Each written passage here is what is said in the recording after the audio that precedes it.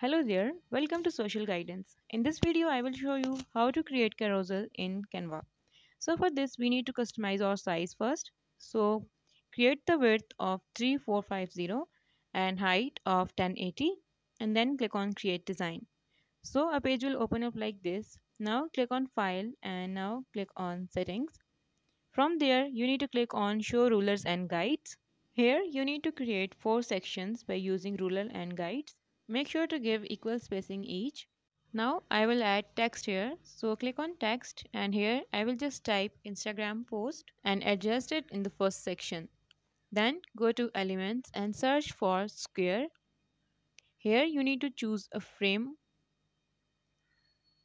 Okay, now adjust it here. Now again you need to add a ruler and guide here like this and again at the bottom like this. Now we have a section where we can add things, we can type, we can add logos. So this is a section where we need to work.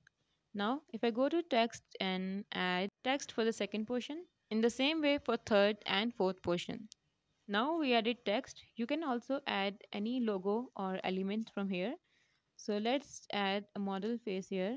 Go to graphics and from here you can choose the image that you like. So I will go with this one here. You can resize it so it fits in the portion where we need to work like this. Okay, so only posting and reels were not looking good. So I added posting photos and videos, and in the second side, I added making reels and adjust the position. Now to enhance it, we add more elements. So for reels, I search for reel and I will add this element here. And for Instagram, let's search for Instagram icon. And here we need to choose the image, so I will go with this one here. So adjust the size. Now we need to remove our guides here. Okay, so let me remove all the guides.